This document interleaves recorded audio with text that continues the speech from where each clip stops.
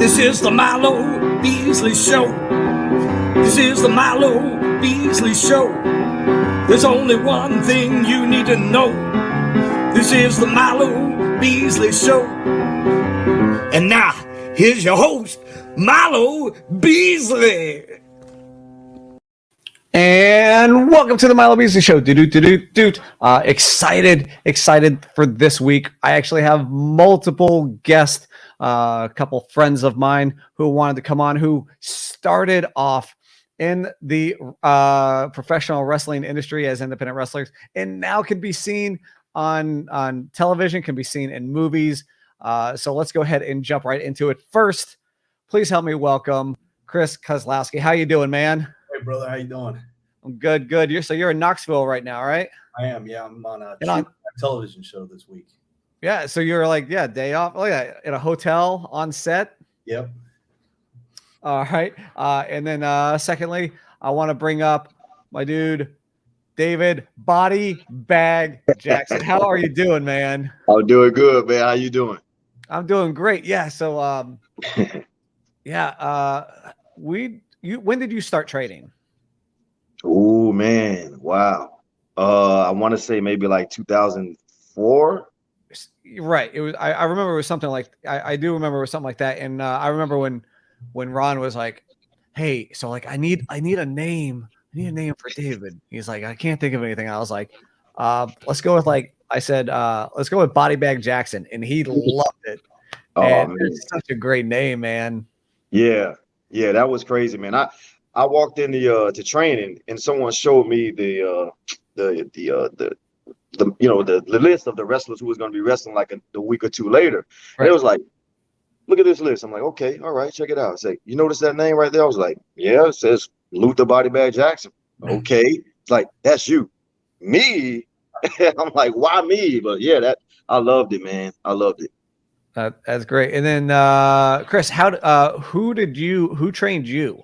When did you start training, and who was it by? I started at the same time, 2004. I went to Steve Kern's School of Hard Knocks, but I was actually trained by Steve Madison, who's Steve and Buck Quartermain and Mike and Todd Shane and Wayne Myers. They all had a hand in my training. Man, that's a great list of guys. I mean, both of you were brought up the right way with training, and who you got to be in the ring with to go and work out and train with and learn about professional wrestling. And I'm sure that the psychology of wrestling and being in front of people, probably is a good precursor to going and being on a set in front of people, in front of a camera, right? Mm-hmm. Definitely. That's right. Absolutely. So Kris, when was the last time you wrestled? 2014. 2014. Okay. So 8 years ago. Yeah. It's been a long time. What was the last time you wrestled?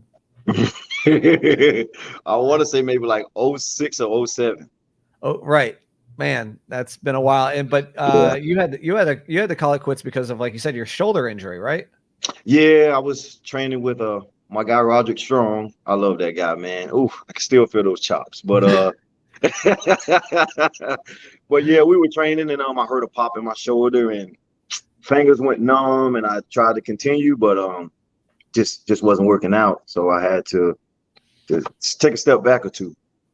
Right. So I mean, did you know at that point that your in-ring career was done, or were you thinking about returning later on? I was hoping I could return, but it took so long for me to find the right doctor to figure out what in the world was going on with the shoulder. And then when I finally did, to be honest, man, I was like 240 pounds at the time. I was out of shape. It was too late. It was like, nah, just forget it. Right. So did either of you have experience in acting, whether it be theater or, television, commercial? Did you have any of that prior to starting wrestling? No, I didn't. No, not at all. Nope. Wasn't even thinking about it. No. So at what point, Kris, during your career and David, after your career, at what point did you realize that becoming an actor could be an option? Well, when I was a kid, there was a casting call on Disney Channel to be on the Mickey Mouse Club, and I told my mom, I said I wanted to do that, and she's like, "Well, you know, you don't know how to sing, you don't know how to dance, so maybe we should take the back burner on that for a moment." I was like, "All right." And so after I still had this want to be an actor. So like 2014, my mom was working at HCC, Hillsborough Community College. She's a teacher, and she talked to the one of the teachers there that taught acting. So that's where I started, and then I ended up going to ArtSake. That was in Winter Park, Florida. That's in Orlando, Florida now, with Yvonne Sewer, and that's where I did a year of training. Same place, another wrestler, Matt Doman, who was Frankie Capone's partner. He went there as well. That's awesome. Yeah, he's been doing some stuff as well. So what year was that you started doing that? I started right when I finished wrestling. So just like a couple months later, I got right into it in 2014. And then in 2015, there was a year program at ArtSake that I did. Oh, Wow. I mean, it's weird how, especially when you're done with wrestling, that you think, hey, that's the end of the road, right? Mhm. Yeah, it was like I said, I still want to perform, but I knew I couldn't do the wrestling anymore. Yeah, which understandable. And then David, like you said, you had that injury, and then you just couldn't bounce back from that. So in what year did you start turning to that other side of entertainment? With acting. About 2013. Right after wrestling, I started doing some music and stuff like that, and was going okay for a little bit, and then left that alone. And then I had a lot of different friends just telling me like, "Hey man, you should try some acting, man. You're entertaining a little bit." I said, "All right, let me give it a try." So it's funny because I was looking up an acting school, and I found Shannon Rose. He was doing an acting school, and I went there, and Shannon, man, he helped me out a lot. He got me a photo shoot with some company, and for a while I didn't know what happened with the photos. I was in like a doctor's coat and all that stuff like that. 2 years ago, people started sending me different video photo clips of me on these different websites for these hospitals, and I'm like, whoa, they're finally using this stuff. So now I get them all the time. That's fantastic. Yeah. Cool. Yeah, I mean, Shannon was very, very instrumental in helping with my early days of my wrestling career, and then broadcast career as well. I worked with him doing a morning, radio show as well on the weekends. So, yeah, I don't think Shannon gets enough credit for helping people out. Not at all. Chris, you met Shannon during your career, right? I had matches where he was the announcer in the ring for him. So. Yeah, he told me, "Hey man, take it easy on me. Don't grab me so hard next time." Yeah. And then back to wrestling. So let's. Who were some of your influences prior to becoming a wrestler? Who did you enjoy watching when you were a kid? Man, I mean, of course, Hulk Hogan, Macho Man, and so forth. But what really got me into wrestling, to be honest, man, I had stopped watching wrestling for a while. I was in college, was playing football, but I wasn't eligible to play that next year. So one night I was in my room, I'm flipping through the station, and I see The Rock. He's on the mic, he's doing his thing, man. I'm like, whoa, who is this dude? Like, he's killing it. And that really motivated me. I was like, man, I wanna do this. I wanna wrestle. I wanna get in there. So from there on out, I left school. You know what's funny? I'm about to call you Naftali, man. That's crazy. I started doing my research while I was in college, and I went to wrestling schools in Florida. Right. IPW came up. Your picture was one of the first ones to come up, man. You had the long locks, and you were standing there. I was like, man, what's this little dude, man? If he can do it, I can do it too. So that's what really got me motivated to gonna get into wrestling. That's fantastic. The Rock, he has a decent acting career. Maybe he can come on the show and we can talk about that. Hey, you never know. He could. Kris, who were some of your influences before you started wrestling? Hogan, Savage, Rick Rude. As I got older, I really started liking the heels more. So Ric Flair. I'm a big fan of Ron Simmons. And then like how I found the school is I I knew about the school for a while because Heidi Kern, Steve's daughter, was one of my classmates at Chamberlain. She ended up leaving and went to Sickles, but I was a year ahead of her. And then Stephen Favada actually graduated with my sister. So I was kind of around it before I was even around it. Wow. Oh, that's awesome. That's awesome. So what did you have to do? What was your first steps when you realized that you wanted to possibly pursue this career, in acting? Did you just start going to auditions that you found like online? Did you immediately go and try to seek out an agent? Did you immediately know to go get headshots and stuff like that? I did. The first person who trained me, she said, well, this is all I can teach you. So you should just get out there and jump head right in. And I felt like, I was like, there's gotta be more to this than that.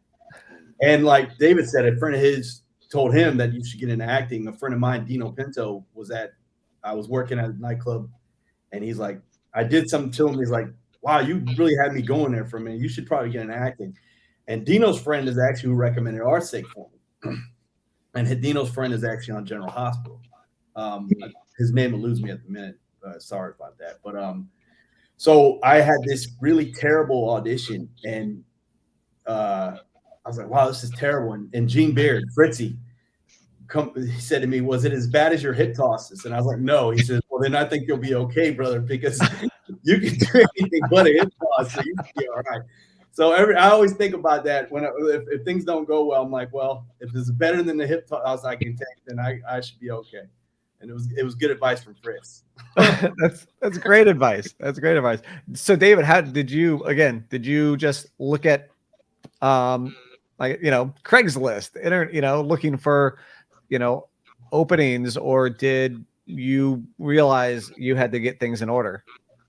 I just realized I had to get things in order. I started just going online, just looking up stuff. I was asking around different people that I knew, and it just started just making connections. And then before you know it, next thing you know, I was on the set of Ride Along, standing next to Ice Cube, man.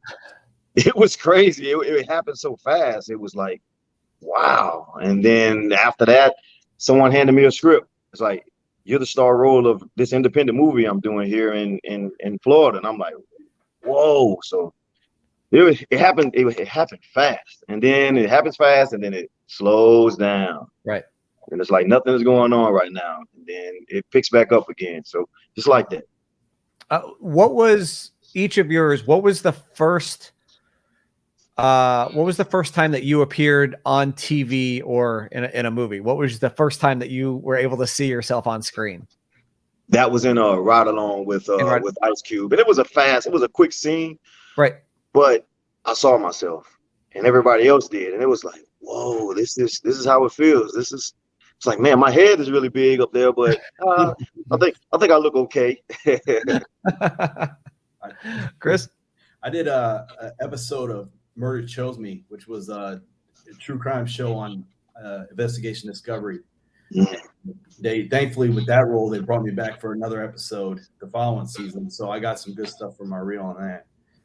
And to answer your previous question, I forgot. I was using Green Room Orlando at the time to find auditions. I use Actors Access now, but that's what I was using. Mm-hmm. Yeah. So did you have to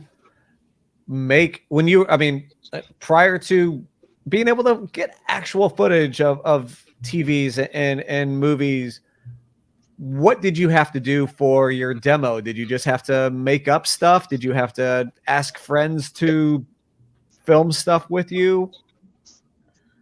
No, thankfully, because of Green Room Orlando, I was finding auditions, so I was doing a lot of independent stuff. So I met guys like Dave Mincer and my buddy Charles Double A Potts and Travis Mazzardi, and I worked with them a lot, and they put together stuff. They were doing a lot of independent stuff, and from the stuff I did with them, I was able to build a reel. I know there's people that they go out and do these mock scenes and they look really great, but I thankfully I didn't have to do that because we had stuff in place. That's awesome. And David, Yeah. what did you have to do for your? I mean, doing putting right along in your demo is pretty good. But what else were you able? Did you have to do to make sure that people knew what you could do? Did you guys put any wrestling in your demo? Oh no, didn't put any wrestling in there. But the same thing as Kris said, usually with the independent movies, it's easier to get those to put in your demo compared to getting something that's like from one of the big movie studios. They probably won't give it to you to use it for your demo. So I just used a lot of independent clips and stuff that I did and combined it together. That's awesome. Yeah. Yep. Go ahead. Oh, I was gonna say for the stuff like David for ride along, you got to use like a screen capturing app to try to like get it and to use for your reel. Mm-hmm. Now both of you worked during COVID times, correct? Yeah, tried to. How is that being on set? Like obviously the number of people on set was smaller, but how did you notice the changes going from pre-COVID times to all of a sudden working during COVID and the pandemic? Well, of course, man, you got to be masked up to be on the set, and you had to be vaccinated. So if you wasn't vaccinated, you couldn't present your card. You wasn't getting on set. I was asked. I submitted my headshots to do Black Panther 2. I think it was like last year. It was before I got vaccinated. I'm vaccinated before I got vaccinated, and because I wasn't vaccinated, they wouldn't allow me on that set. So, right. I know for me it was a little bit different. Like 2019, I booked a lot more than I did in 2020 and 2021. mm-hmm. Even 20, I was still feeling the effects of not being able to book because a lot of those New York actors and LA actors started looking in Atlanta and Florida to work because they weren't getting any work. There wasn't anything going on. So they were kind of taken out of my market. But like I did an independent in Miami and they weren't following really COVID. There was a lot of people masks being worn. So there was that side of it too. There was people that just blatantly weren't doing what they were supposed to be doing. Mm-hmm. Well, I mean, yeah, it's weird to see the differences between sets and locations and directors and producers in general, depending on what they wanted. Now, do you, Kris? I know you usually rock the beard. Now, do you have two different sets of or more of photos with facial hair, clean shaven? Do you guys have different looks? Yeah, I do. I have some headshots with the no beard and some headshots with the beard, which I prefer. as I worked for Tampa Parks and Rec for years, and one of my kids said I look like a thumb without the beard. So, what? Wow. David, do you have the same thing? Like, do you have to have like different looks when you're presenting? Yeah, sometimes. I mean, I can't really grow a beard like that, man. So I'm good with that. I kind of keep it low. But as far as the hair, sometimes I let it grow a little bit, and then sometimes I just go with a bald head. So, whichever look the person director want to go with, I'm good with it. And then I guess along the same lines as COVID type times. I mean, I guess people were doing it before, but did you have to work on building an at-home studio so that way you could send in auditions as opposed to going places and auditioning? Yeah, man, I definitely started doing a lot more home auditions, and I'll be honest, man, my wife, she helped me out a lot with it too, with awesome. my cameras, the lighting and stuff like that. Because, like I said, before COVID, you were actually going to different, places, studios and so forth to audition. And then once it happened, it's like everything is at home now. You're doing it with your camera phone. Right. Kris? Yeah, I did the same thing. I went from a pop-up backdrop to this butcher paper thing that comes down. Oh. Now the pop-up backdrop has become the travel backdrop. So it's here in Knoxville with me. Oh, that's great that you're able to just take that around with you. Yeah, yeah. I'm not flying it. If I drive somewhere, then I'll just pack it in the car. That's awesome. Now, do you feel this opens up more chances for you to audition for something? And if the answer is yes, do you feel like that hinders your chances because more people are also able to apply for these positions? I think what the as far as acting, they have a certain look in mind, Right. And Yep. and sometimes things like me being 5'9" might be a factor when the actress is 5'11" when he is. Right. Mm-hmm. So that might be a problem, So I do the best I can, and if I get picked, great. If I don't know what came into the decision process. Mm-hmm. That's right. That's right. Yeah. So Dave, is that how you feel too? That that maybe that it's opened some things up, but if you're they're looking for a certain look. Right. And sometimes, like you said, it can help because you're at home, you're comfortable, Right. You're doing your True. thing in your own place, in your own space.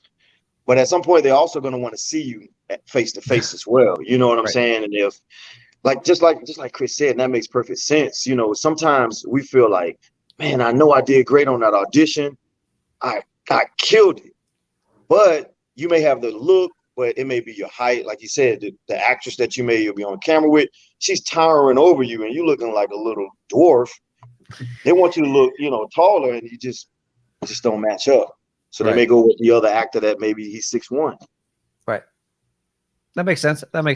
Now I have to know which television show or movie set had the best catering. Oh my gosh. So, I don't know, man. So Let's go ahead, Kris. I was a stand-in. I wasn't an actor, but I was a stand-in for Endgame, the Avengers. Oh. And they were really great to me. And they had like make your own burrito. They were juicing carrots and beets in the morning. Craft service didn't have this potato chips. They had Publix chicken. And I was like, wow, this is amazing. So that was the best I've ever seen. Man, I've been on several sets where the food was really good. Halloween Kills. Oh my gosh. Sometimes you get on those sets and you eat too much. And you're like, man, I'm full. I don't even think I need to go in one of these trailers over here and take a nap, man. I can't call it, man. It pretty much all of them. I have no complaints. But I mean, that's got to be a benefit. People think, oh yeah, well, you get paid, you get this, you get fed. You get fat, man. You could. So let's talk about advice you would give. First off, to folks who are already in the entertainment business, that are already, wrestlers who may want to make that jump into acting. What advice would you give them now while they're still wrestling, or even when they get out? Well, I would say this, man. For one, find a good school so you can learn how to read the script, so you can learn how to memorize the script, and learn how to get into character. I've been on some sets, man, where people hadn't taken classes, they haven't taken any workshops, and they sound like they're reading from the paper. You want to make it sound real. You want to make it sound like it's legit, like it's really happening.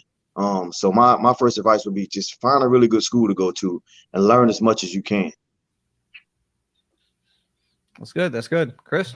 No, I agree. That would have been my first answer too, is get into an acting class and stay in acting classes. Just because you take a class for a year, right, you still need to be in there practicing, because from where I am now from where I started is night and day. And 5 years from now, again, it'll be night and day. But you got to stay training. That's right. Oh, we lost him again. Oh man, that's crazy. Man. He's got to do some editing today. Yeah, he's gonna have to chop it up. It's all good. Hey, real quick, guys. Sorry about all this. We had some technical difficulties. I had some technical difficulties during our interview, but we are back. We had to reschedule. We're not all wearing different clothes. Kris is still wearing clothes. Kris, he's still wearing his Rod Nemi shirt, which is amazing. You have a beard now. I do. Thank God my beard's back. Yeah, I'm not great. So we left off on advice for whether it's new actors or even, again, independent wrestlers that are looking to get into the entertainment industry. David had, great things to say. What about you? What advice would you give people who are looking to break out? Well, I agree with David. Get into an acting class. Do student films. That's where you learn. That's where you build your reel. Keep your reel to a minute. Make sure your reel starts on you. That's something I learned in a casting director workshop through my agency. This lady came, very nice lady came for free and gave us her time. And she said, start on you. So I tweaked my, didn't realize, I thought my reel was good.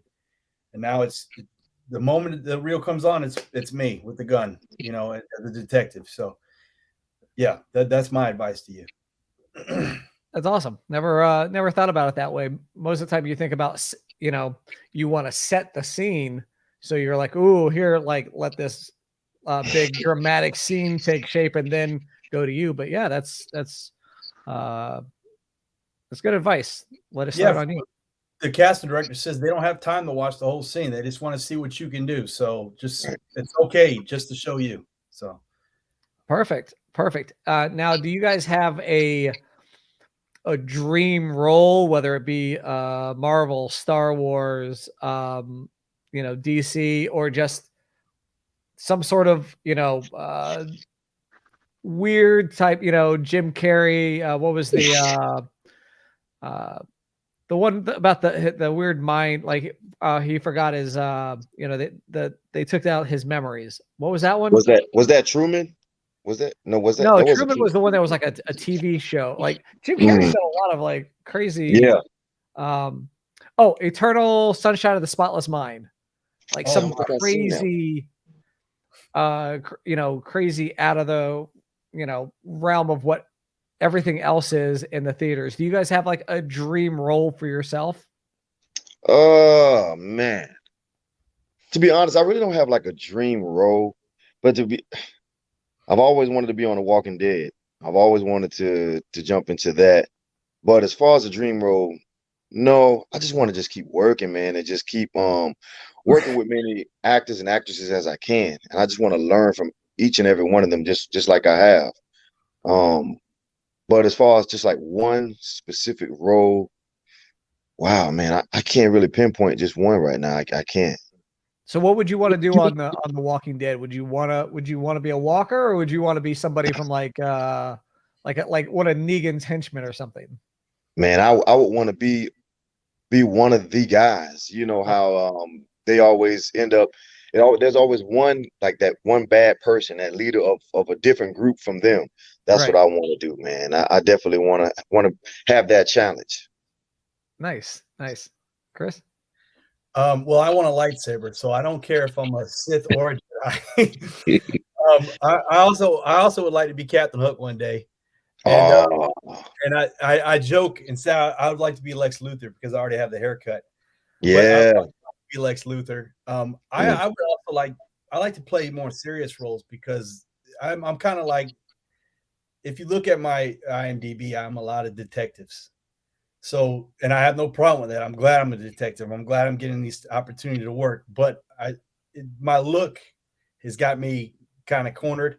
But that non-union I booked that we couldn't reconvene on that Friday I played a dad, and I could be a dad, but I never get a cast as a dad. So I was like, I got to do it.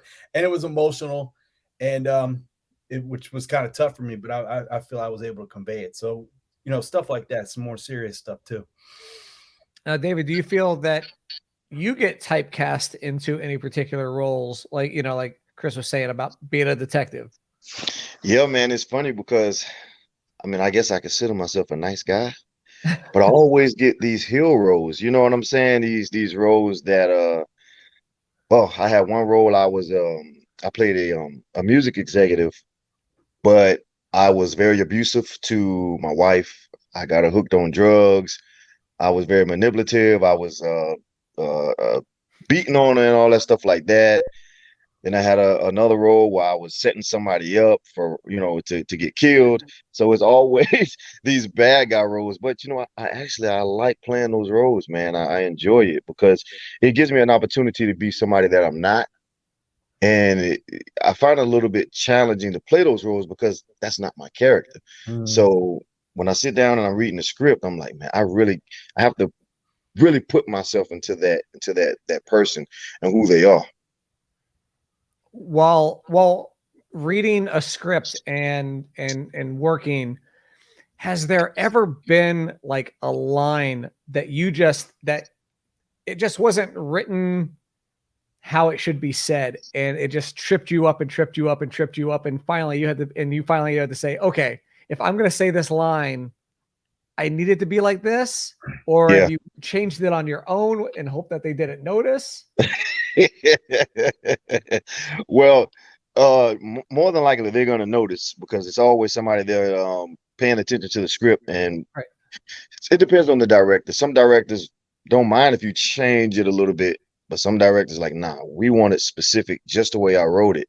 But yeah, man, because I don't really use a lot of profanity in real life. So whenever I come across a script where I have to use a bunch of profanity, I'm like, I just don't want to do it. But I make it happen. I make it work. Yeah, Kris? no, I don't mind cussing, so I'm the exact opposite of you. But yeah, no, there's been stuff that's tripped me up, and then like unconsciously I might change it, but then there's been times where I've had to force myself to learn the way it's written because it's important. That's the way that character speaks. That's not the way I may speak, but that's the way that character speaks. So I gotta ingrain his cadence of talking and how he portrays himself. Awesome. The next thing I want to go to, I know this is what Kris has been looking forward to this entire time. This is going to be the Milo Beasley Show, frequently asked questions. This is where I ask you the same 5 questions that I ask to every single guest. Now, Kris has listened to a bunch of the old episodes, so he knows these questions offhand. So I'm super interested. He's had time to prepare his answers. David, these might be on the fly for you. We're going to go to question number 1. Kris, I'm going to let you have the first one. Okay. What was the first concert you've ever attended? Al Green at Ruth Eckerd Hall. Oh, that's fantastic. Yeah. Wow. That's awesome. Wow. I've seen him twice. I saw him at Ruth Eckerd Hall, and I saw him at Universal Studios. Do you still have that ticket stub? Yeah, yes, I do, from the Ruth That's Eckerd Hall. fantastic. That's one thing I wish that I had done was keep more ticket stubs from concerts. David, what was the first concert you went to? The actual real concert was Mary J. Blige. Oh wow! Nice. Oh snap! Yeah. My wife, she ended up taking me to, I want to say maybe like 4 or 5 years ago. It was actually my first concert 4 or 5 years ago. Yeah, it was Mary J. And she killed it, man. You know how Mary J. do. That's fantastic. That's fantastic. Yeah, Kris and I actually watched Huey Lewis at Universal together. I've seen Huey Lewis 30 times. 30 times? Yep, because he would come back every year. He would do the Universal things, and then he toured for sport. So I went to that. Then he was back at Universal. Then he was at, Orlando, Tampa. So I've seen him a bunch of times. Yeah. Awesome. And never a bad show. No. Never a bad show. But he always says the same thing. He goes, little did we know when we made this song, we'd be singing it for the rest of our lives. And then he sings Power of Love or Back to the Future. Yep. All right, question number 2. David, I'm going to let you start off with this one. Do you believe in ghosts? Ooh, come on, man. Absolutely, man. I do. And oh man, come on. Oh wow. Woo. When I was young, my grandmother used to play a lot of jokes on us when we were kids. And I used to stay at her house a lot. And man, I remember this night where I was trying to fall asleep, but there was something standing over me this night. It was glowing. I thought I was imagining it, but the whole night I didn't go to sleep. So my dad, his room was next door to the room that I was sleeping in. So I was screaming his name. I was like, Daddy, Daddy, right? So he turns on his light. So I'm thinking, oh goodness, good. He's about to come in here and save me from whatever this is that's standing over me. Right. So he turns his light off. He never comes to the room. So finally, morning breaks, and I hadn't slept. So I get up, and my grandmother, her room was all the way out in the front of the house. And she says, let me ask you a question. She said, I think I was maybe like 13. Yeah, probably like 13. She says, were you calling your dad last night? I was like, yeah, I was, because there was something standing over me. She said, well, last night your dad says he got up in the middle of the night because there was something standing over him too. Yeah. And when I asked him later, I said, Dad, I was calling you because there was something standing over me. He said, son, I didn't hear you. I didn't hear you calling me. So it still bothers me to this day because his room was right next door. He didn't hear me, but my grandmother heard me. Her room was all the way in the front. It's still, it's crazy, man. It's crazy. Whew. Yeah. And like, I mean, that was years and years ago. And I bet that's something you could still picture. I would never forget it. Dang. Yeah. Kris, what about you? Ghost. Well, my dad does ghost hunting, and he's made me listen to these tapes, and he's told me stories of him growing up, and he's had experiences like David. But I try to like put up a barrier. I don't want it. I don't want it standing over me, or like my dad. He said he opened the closet door because there was a red light coming out, and the thing said, "Shut the effing door." My dad, he was like 10.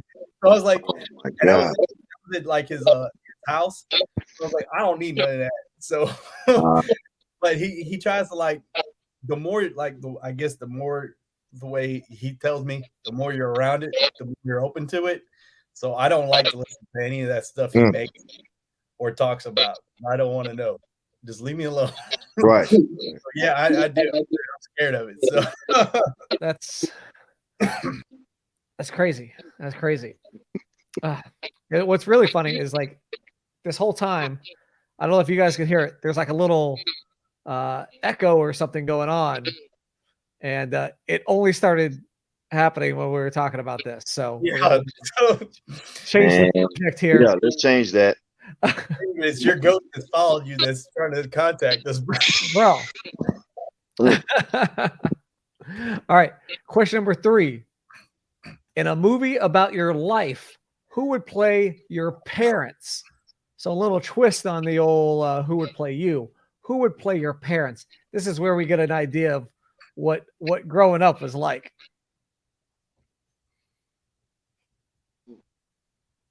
Man.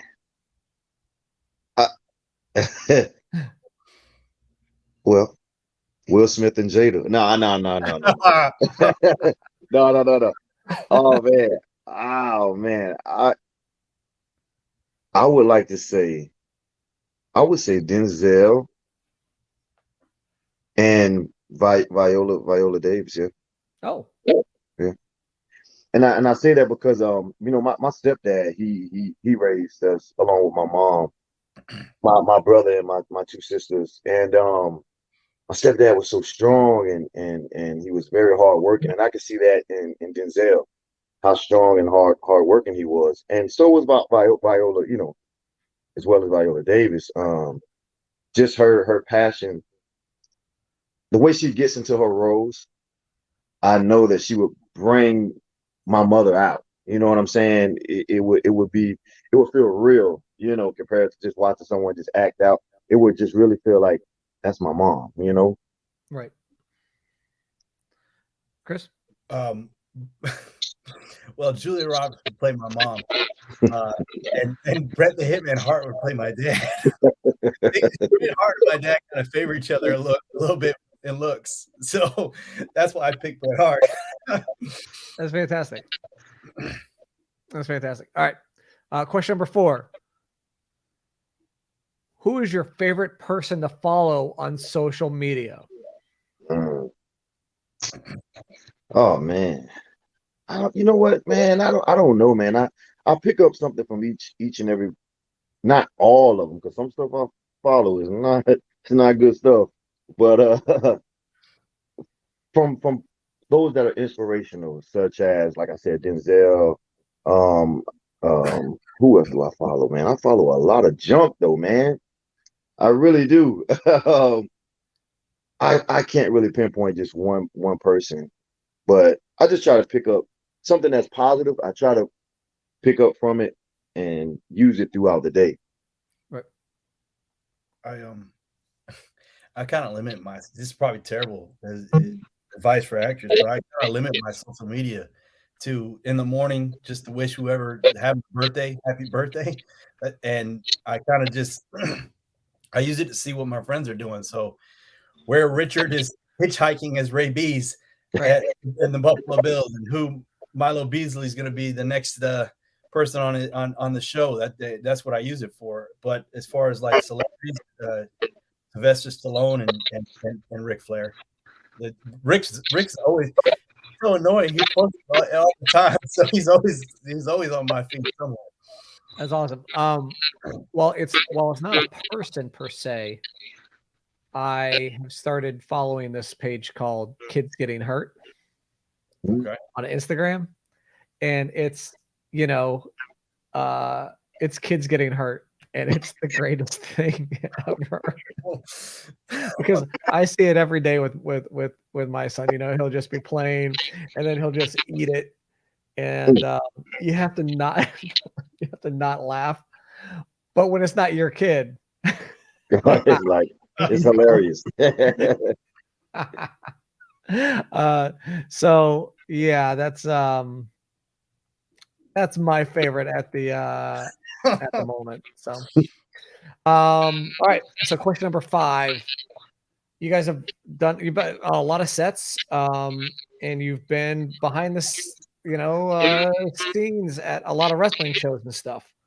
So that being said, what has been your biggest fanboy moment where you saw somebody and you're like, oh my God, it's so and so. I need to meet them, but I shouldn't meet them. I need to, like, what was that fanboy moment? For me, it was on Ride Along. Seeing Ice Cube. Honestly, I'm not trying to be funny, but I thought it'd be much bigger. When I saw him, I was like, man, that's Ice Cube. We talking about NWA Ice Cube, man, and I didn't know what to say, but he started talking to us, which was, I was shocked. I'm like, he's talking to us. We're talking to him, and he's talking to us about about Friday. He's trying to get the last Friday going, and he was just so cool, man. It was just like talking to one of the guys. I would probably say that was my biggest fanboy moment, was just standing next to him and just having a conversation with him. That's awesome. And you may have the distinction of being one of the few people that have worked with somebody in the NWA and then wrestled for the NWA. Oh, so, that's true. I can't be too many people that have done that. So right. It's pretty good. Yeah, that's pretty funny. Kris? I got 2 of them, and I was working at a nightclub. I was a bouncer, and my buddy comes walking out, and just as Bruce Smith is walking in, and I look at my buddy, and I'm like, "Is that him?" He goes, "Yeah." And Bruce is looking. I'm like, "No, that's not him." He goes, "Yeah, that's him. That's him." I said, "You Bruce Smith?" He goes, "Yeah." And I was like, "Oh my God!" And I went, I got a picture with him. And he was my favorite football player growing up. I'm a Bills fan, like your buddy Richard. So, and then the Bills came to play the Bucks, and Andre Reed was there, and I my buddy Chill comes walking out, who was also a bouncer at the nightclub. He goes, "Your boy's in there." I go, "Who?" He goes, "Andre Reed." I said, "Yeah, right." He goes, "No, go in there. Look, there he is." And him and I got drunk and drank Red Bull and vodkas for about an hour together. So that Wow. Fantastic. yeah, that was cool. That was great. Oh, I got another one too, man. Okay. Ron Perlman. Oh, that dude was so cool, man. I was on the set. I was doing stand-in work for a show called Reprisal that was on Hulu. And he was sitting in a chair, and a few of us actors, their backgrounds and so forth, some of, we were all just looking over at him. It was like, man, and he looked over at us. He was like, "Come on." What? Okay. Walk over, and man, he was having a conversation with all of us, man. He was so cool, man. Yeah. Didn't get a picture. Sometimes when you're on set, they don't. Right, absolutely. Right, but it was just cool to talk to him. Absolutely. That sounds amazing. So I know both of you said you're, not necessarily that big on the whole social media stuff, but before we wrap up, where can folks find you on the social medias? Go ahead, Dave. Okay, mine's is a little strange. I created my IG back a while ago, but my name is David A. Jackson. So if you probably put that in, I guess my face will come up, and send me a follow, man. Please send me a follow. I need some more followers, man. I don't have a lot. Show me some support, show me some love, and I will follow back. I promise. My Instagram is KKOZLOW_. So. Easy, nice and easy. So anything else before we wrap up part 2 of this chat? Thank you. This 2-week-long interview. Yeah. Right. Thank you, man. Thank you. Appreciate it. Oh, I'm glad to have you guys on here, and hopefully, especially if there's any independent wrestlers watching this, and in fact, anybody out there, but especially other independent wrestlers, and you want to try to get your foot in the entertainment business, reach out to David, reach out to Kris. I guarantee you they will talk to you about the process. Now, that being said, don't ask them to get you on set. Don't ask them to get you gigs. Don't ask them to, get you into catering. That's not going to happen. But I can't help you out. I'm trying to get my own gigs right now. Right. I don't know how to even do that. And I've had that happen before, man. I've had friends say, "Hey, I want to get on the set of such and such and such, man. Can you help me?" Like, I was lucky enough to get on here. I don't have that type of power. If I did, I would help everybody. Yeah. But if you're looking for advice, I know these two gents would be very happy to give you a few words. So again, thank you, Kris. Thank you, David. Thank you, everybody who's watching this. If you haven't already, hit that subscribe button, and most importantly, tell your friends. And we'll see you next week right here on the Milo Beasley Show.